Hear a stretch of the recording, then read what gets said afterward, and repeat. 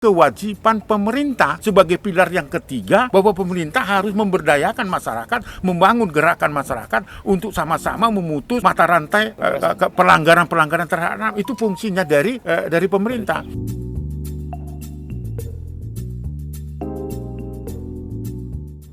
Ketum, begini, di Sumatera Utara ini ada beberapa kasus anak dan perempuan yang sudah bisa dibilang ada beberapa kasus yang hilang anak perempuan dan juga anak wanita juga yang mungkin terbunuh dan juga tiba-tiba ditemukan membusuk begitu di Sumatera Utara ini. Jadi mungkin Pak Ketum bisa menjelaskan apa gambaran pandangan Pak Ketum sedikit terhadap, apalagi nih Sumut ini bisa dibilang masuk sudah zona merah ya. Nah, jadi apa mungkin pandangan Pak Ketum sendiri terhadap hal ini? Ya, jadi atas peristiwa yang disampaikan tadi cukup banyak data sesungguhnya. Anak-anak sekarang ini di wilayah hukum Sumatera Utara itu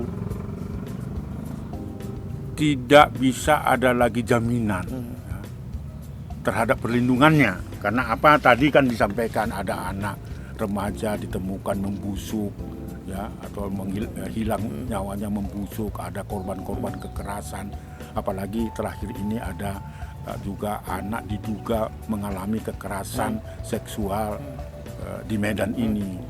Ada banyak juga peristiwa yang kami terima kejahatan-kejahatan terhadap anak yang membutuhkan pertolongan kita semua. Dan ini tidak bisa dipungkiri dan tidak bisa terbantahkan. Karena apa? Karena peristiwa kasus-kasus seperti ini harus membutuhkan pertolongan semua pihak. Oleh sebab itulah Komnas Perlindungan Anak menyikapi, mengingat data-data dan kejahatan-kejahatan seksual terhadap anak dan pelanggaran-pelanggaran terhadap anak, tidaklah berlebihan, Pak Andi, kalau saya mengatakan bahwa Sumatera Utara sudah menjadi zona merah terhadap pelanggaran terhadap anak. Oleh sebab itulah perlu ada gerakan perlindungan anak yang berbasis apa disebutnya gerakan perlindungan anak berbasis keluarga dan komunitas, sehingga komunitas betul-betul bisa memberikan kontribusi untuk menyelamatkan atau memutus mata rantai kekerasan, baik itu kekerasan fisik, kekerasan penelantaran, mungkin saja juga ada perbudakan seks, eksploitasi, penganiayaan, pembunuhan, dan sebagainya. Itu melibatkan partisipasi masyarakat. Tentunya dengan peristiwa ini, Komnas Perlindungan Anak penuh harap, Bung Andi, agar penegakan hukum itu juga harus berjalan dengan baik. Saya tahu komitmen sahabat saya Kapolda Sumatera Utara, Pak Panca ini, tidak ada bagi beliau toleransi terhadap kekerasan, bahkan kata damai. Dan beliau menyatakan kepada saya itu semua polres-polres dan polisi yang menangani perkara ini harus betul-betul melakukan tindakan yang cepat, tepat, dan berkeadilan sehingga korban-korban itu bisa ditolong dengan baik. Nah, saya terakhir bertemu dengan Pak Kapoldasu.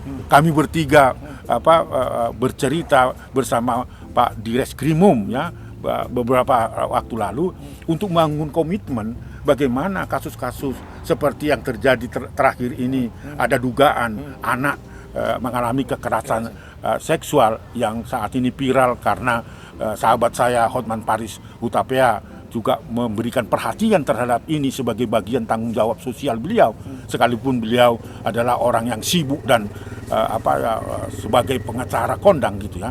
Tetapi inilah harapan kita dari percakapan kami, Bung Andi, bersama dengan Pak Kapoldasu, dengan Pak Dir Reskrimum Polda Sumatera Utara ini berkomitmen, ya, sekali lagi berkomitmen untuk menuntaskan secepat-cepatnya kasus-kasus kejahatan terhadap anak, khususnya kejahatan seksual.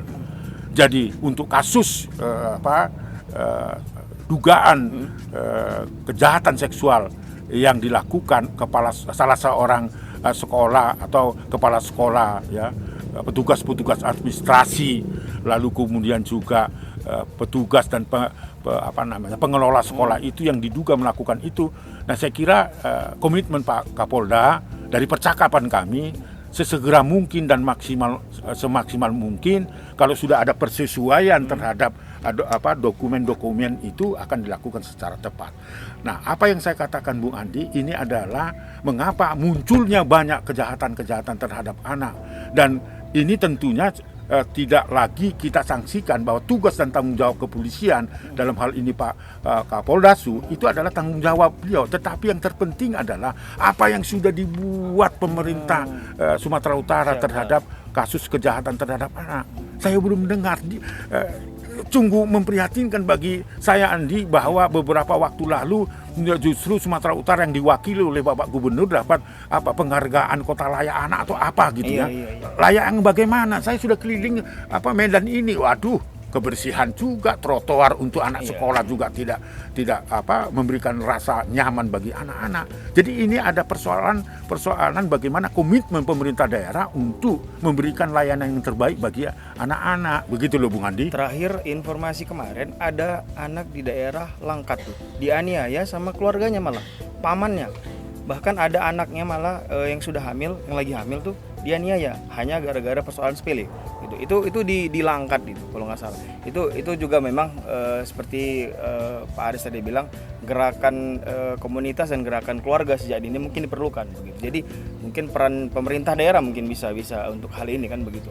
Saya kira memang ada 4 pilar yang bertanggung jawab untuk melindungi anak di Indonesia itu, dan juga berlaku di belahan dunia ini melalui komponen internasional PBB tentang hak anak.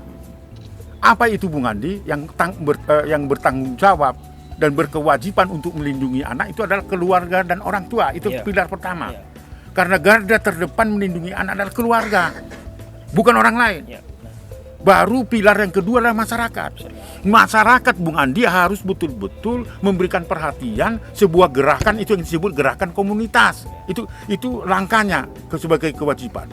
Tapi ada juga yang sangat terpenting, kewajiban pemerintah sebagai pilar yang ketiga, bahwa pemerintah harus memberdayakan masyarakat, membangun gerakan masyarakat untuk sama-sama memutus mata rantai pelanggaran-pelanggaran terhadap anak. Itu fungsinya dari pemerintah. Dia bisa bekerja sama dengan pemerintahan desa, dia bisa bekerja sama dengan lembaga-lembaga pendidikan, baik itu agama non-agama, itu adalah bagian dari itu. Jika ada anak-anak yang mengalami kekerasan dan sebagainya, orang tua, masyarakat tidak mampu, baru take over yang ketiga adalah kewajiban dari pemerintah. Baru pilar yang keempat adalah negara. Dalam hal ini tentu kalau ada produk-produk hukum yang perlu disempurnakan, maka disitulah peran negara. Artinya apa? Negara kan kita semua, tetapi bisa diwakili oleh wakil rakyat kita untuk melahirkan sebuah produk hukum yang berpihak pada anak.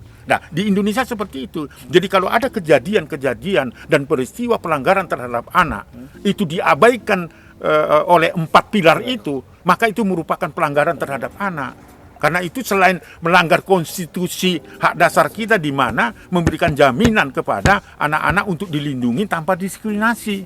Gitu loh Bung Andi. Nah, itu yang menjadi perhatian saya.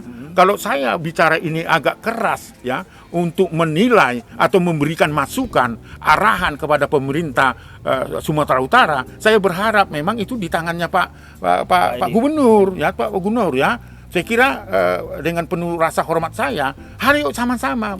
Nah, oleh karena itulah bahwa peran masyarakat harus diajak bahu-membahu memutus mata rantai itu. Karena seperti Bung Andi katakan, ya seperti tadi dilangkat ya, bahwa pelaku kekerasan itu justru orang-orang terdekat.